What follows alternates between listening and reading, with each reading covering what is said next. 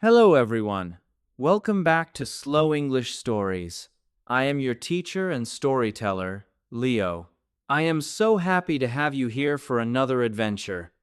Today, we are going to explore the story of Kung Fu Panda 2. This story is not just about fighting, it is about finding out who you really are. But before we start, please make sure you are in a quiet place. Turn off your notifications and find a comfortable seat. If you have headphones, please put them on now. This will help you hear the wind, the metal, and the emotions of our story perfectly. Are you ready? Let's begin. The sky over Gongmen City was heavy and gray, like a wet blanket. In the distance, Po could hear a loud, rhythmic thumping sound times boom, boom, boom. It was the sound of hammers hitting metal. The air did not smell like his father's delicious noodles anymore. Instead, it smelled of smoke and cold iron. High above the city, a white peacock named Lord Shen stood on a balcony. He was looking at a giant metal tube. This invention was a threat to the whole world. A threat is something that is likely to cause damage or danger. Lord Shen wanted to use this machine to destroy Kung Fu forever. He was a very arrogant leader. To be arrogant means you think you are much better or more important than everyone else. In this part of the story, we see that Lord Shen used to live in this beautiful palace as a prince. This is a very important grammar point. We use used to when we talk about a habit or a state that was true in the past but is not true now. Shen was a prince before, but now he is an outcast. Po and the Furious Five were sailing toward the city to stop him, but Po was distracted. He kept seeing a strange red eye in his dreams. He felt that his past was hidden in the shadows of this city. Hidden means something is kept out of sight or is a secret. Po and his friends arrived at the gates of Gongmen City. The beautiful red buildings were now covered in black soot. The streets were empty, and the only sound was the clatter of heavy chains. Clatter is a word we use to describe a loud, rattling sound, like metal hitting metal. The air tasted like charcoal and gunpowder. Po looked around and realized that the city, has changed a lot since Lord Shen arrived. I used the present perfect tense there, has changed. We use this when an action happened in the past, but the result is still important right now. The city changed in the past, and it is still different today. Po felt a deep sadness in his heart. The city looked devastated, which means it was completely destroyed and very sad to look at. Suddenly, a group of wolves wearing iron armor surrounded them. Their leader was a large wolf with a scarred eye.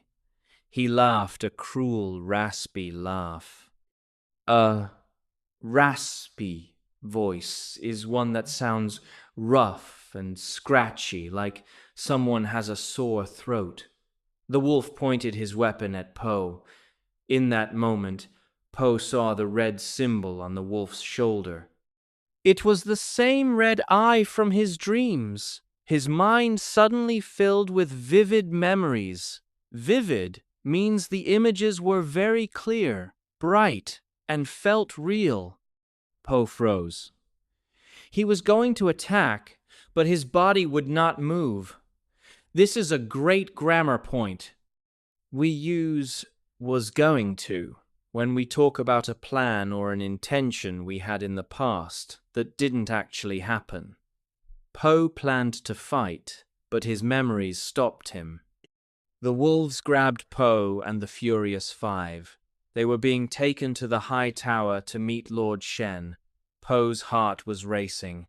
He knew that the secret of his life was waiting for him at the top of that tower. The wolves pushed Po and his friends into a massive, cold throne room at the top of the tower. The floor was made of black, polished stone that looked like a dark lake. The only sound was the times click, clack, click, clack times of Lord Shen's metal talons. Talons are the sharp, hooked claws of a bird of prey. Shen walked toward them, his white feathers glowing in the dim light. The room smelled strongly of sulfur, a sharp, stinging smell like burnt matches or fireworks. Po stood still, feeling petrified. To be petrified means to be so frightened that you are unable to move, like a piece of stone. In this moment, Lord Shen could have destroyed them immediately. This is a very useful grammar point. We use could have, followed by a past participle to talk about a possibility in the past that did not actually happen. Shen had the power to end the fight, but he wanted to play a game with Po's mind first. He looked at Po's confused face and laughed softly. Shen pointed a long, feathered wing toward the window. Outside, the giant cannon was being prepared. "Do you like my toy, Panda?" Shen asked. His voice was mocking. To be mocking means to tease or laugh at someone in a cruel way. Po didn't care about the machine. He looked into Shen's red eyes and asked the question that was burning in his heart. "Why did you come to my village? What happened to my mother and father?" Po's voice was trembling, which means it was shaking slightly because he was upset and emotional. Notice how Po asked, "What happened to my parents?" This is the past simple, used for a completed action in the past. It is a direct question about a specific event. Shen leaned in close, his breath smelling like cold metal. "Your parents didn't love you," Shen whispered. "They abandoned you." This is a negative past simple sentence. We use did not or didn't to say that something was not true in the past. Even though Shen was lying, the words hit Po like a physical blow. Po felt a wave of pain and memories. He saw a flash of a woman in a flowered dress running through the snow. He felt the cold wind on his fur and heard the sound of a baby crying. The stakes were no longer just about saving Kung Fu. They were about the truth of his own soul. Suddenly, Shen signaled to his guards. The giant cannon was turned toward the palace wall. "Goodbye, dragon warrior," Shen hissed. The fireball hit the palace wall with a deafening roar. The wood began to splinter, which means to break into small, sharp pieces. The entire room started to shake, and thick, black smoke filled Po's lungs. Po knew they had to escape immediately. We use had to show that something was a necessity or a requirement in the past. If they didn't move, the ceiling would fall on them. Po grabbed his friends and jumped through the broken wall just as the floor started to collapse. 2.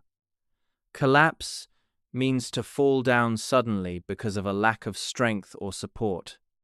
They tumbled down the roof, and landed in the cold water of the canal below.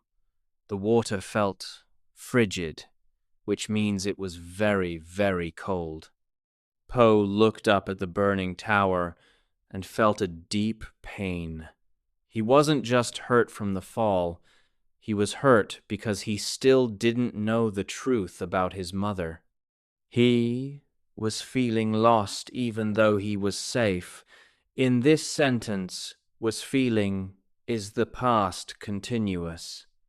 It describes a feeling that continued for a period of time in the past. Later that night, Po found an old goat called the Soothsayer. She was a wise woman who lived in the ruins of his old village. She gave Po a bitter tea that smelled like wet earth and ancient herbs. To find peace, she whispered, you must embrace your past. To embrace something means to accept it willingly and completely. Po closed his eyes and finally remembered. His mother had not abandoned him. She had saved him. I am using the past perfect here, had saved, because her action happened even further back in the past, before the current story started. His mother left him in a radish crate to hide him from Shen's soldiers so he could live. Po stood up, and his heart was no longer heavy. When your heart is heavy, it means you feel very sad or worried. Now, he felt light. He had found inner peace. Inner peace is a state of being mentally and spiritually at peace, with enough knowledge and understanding to keep oneself strong in the face of stress. He walked toward the harbor where Shen's fleet was waiting. The metal cannons were pointed at the city, ready to fire. Po was not afraid anymore.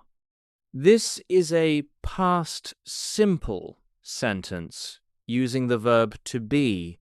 It shows a clear fact about Po's state of mind at that moment. Shen gave the order, fire. A giant glowing fireball flew through the air toward Po, but Po did not run. He moved his paws in a slow, circular motion, like he was moving through water. He caught the fireball. The fire was blazing, which means it was burning very brightly and strongly. Po used the fireball's own energy and threw it back at Shen's ships. Boom! The ships were destroyed. We use the passive voice here, were destroyed, because the focus is on what happened to the ships, not who did it. Lord Shen watched as his life's work sank into the dark water. He had used fire to create hate, but Po had used fire to create peace. Po looked at the peacock and said, "The scars of the past do not define you. What defines you is who you choose to be right now." This is a powerful, present simple sentence. It tells us a universal truth that is always true. Shen could not understand, and he disappeared as his own ship fell apart. The sun rose, and for the first time in many years, Gongmen City was truly free. That brings us to the end of our journey through Kung Fu Panda 2. You did an amazing job following this emotional story. Po learned that his past was not a burden, but a source of strength. And just like Po, your past mistakes in English don't define you. What matters is that you are here, practicing right now. I have a final challenge for you. In the comments, I want you to use one of our new, strong adjectives from today. Frigid, petrified, or vivid. Can you write a sentence about a time you felt one of these things? I can't wait to read your sentences. If you loved this story-based lesson, please hit the like button and subscribe to Slow English Stories. Tell your friends about our channel so we can all learn together. I am Leo, and I am so proud of your progress. Keep listening, keep dreaming, and I will see you in our next adventure. Goodbye for now.